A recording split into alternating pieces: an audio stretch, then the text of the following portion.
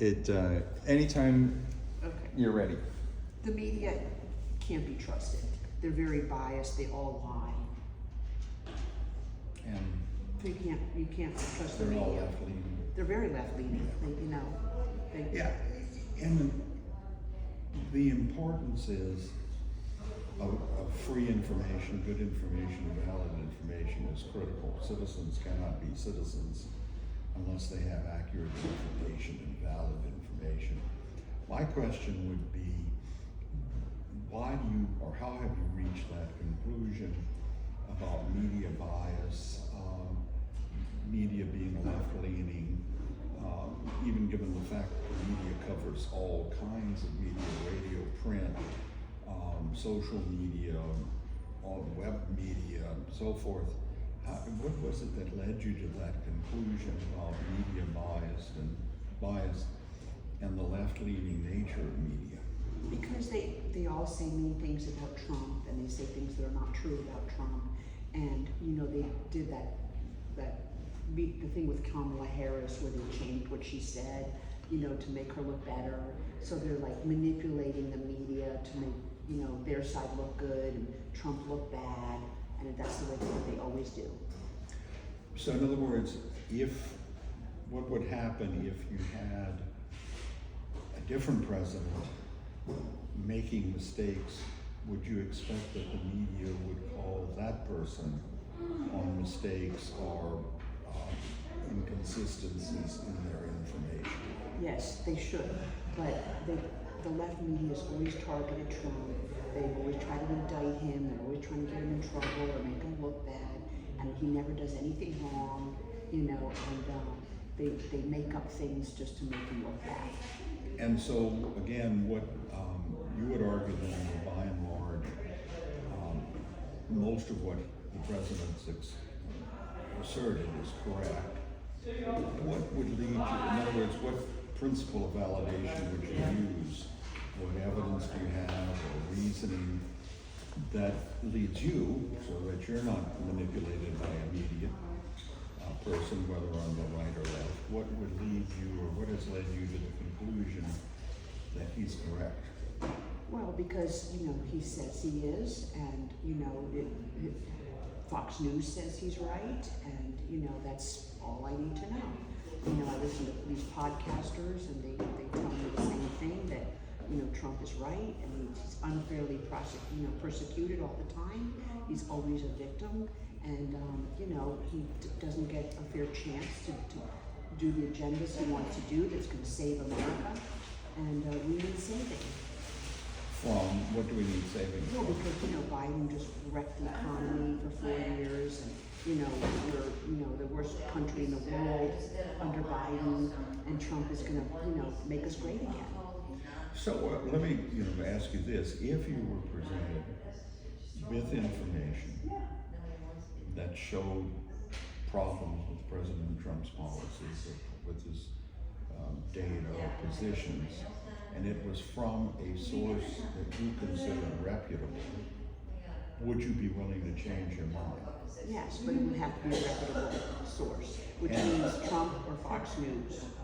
So in other words, you would accept as a reputable source, in the case of President Trump, that if President Trump says President Trump is telling the truth, that would be a valid source of the truth. Yes. Whereas if Biden says, or said that Biden was correct, that would not be a valid source of the truth. Correct. And how would you distinguish between the two? Because the Biden family is corrupt. Everybody knows that. Trump's family is not corrupt. They're a good family, a loving family, and they're good role models for Americans. And he always tries to do the right thing for the working people. He cares about the working people. Biden never did. And Trump proved it because he got a mandate. Everybody in America voted for him. Now, again, voting is important because our government's based on consent, and we express our consent or lack of consent by voting. But how would you answer the retort that people somehow have that President Trump did not win a majority of the vote? He didn't really win a plurality of the vote, so that there's no way of really arguing on the basis of number of votes cast that he has a mandate to do whatever he wants to do. Plus, when you consider the fact that people vote for all sorts of reasons.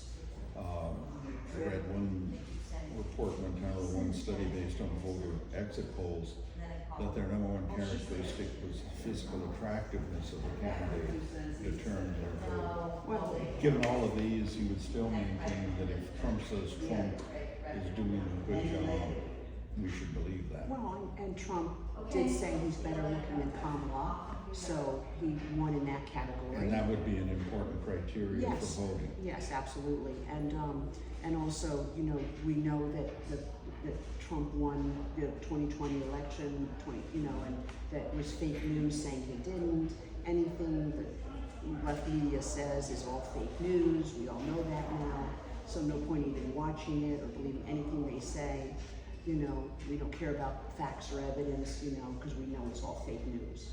So in other words, the American citizen really can't, other than maybe listening to Trump, have any independent source of verifiable news in the country. Well, there's also podcasts you can listen to, like Joe Rogan and Tucker Carlson, and you can get your news from them, and they'll tell you the truth too. And how would you determine that these podcasters are telling the truth?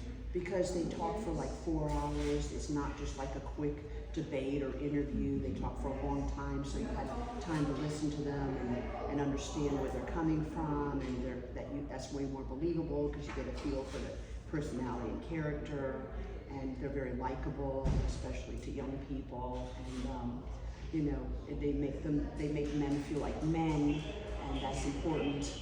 And so that's why. I'm sorry, but what does that mean, men feel like men? Well, because, a lot of men are turning into women now, we're getting operations, and, there's a strong movement to keep men being men, and these podcasters are helping men know what a man is, and they have to be tough, and they have to be bullies, and they have to, push their weight around and demean women, and that helps them, like Andrew Tate and Charlie Kirk. These are big, influencers with the young people, to understand that to be a man you have to be tough and mean. And so that would be an important criteria for determining the truth of someone's statements. Yes, Trump comes off as a strong man, as you know. He's very tough, and that's important because all the other countries are afraid of him, and that's what we want. Everything is a deal, making a deal for him. He's a good negotiator with his threats and his bullying that makes everyone afraid and makes them do what he wants. And that's what we need, a strong man in charge. And we just have to believe that everything he does is for our benefit. So if I'm understanding you correctly, a woman couldn't fit that role? No, absolutely not. So they need to be subservient? Yes, they have to know their role, their place, yeah. And how is that determined? Because men are the leaders and always have been and always should be, and women have to, in the Bible it says they're supposed to be obedient and subservient, and they should know their place.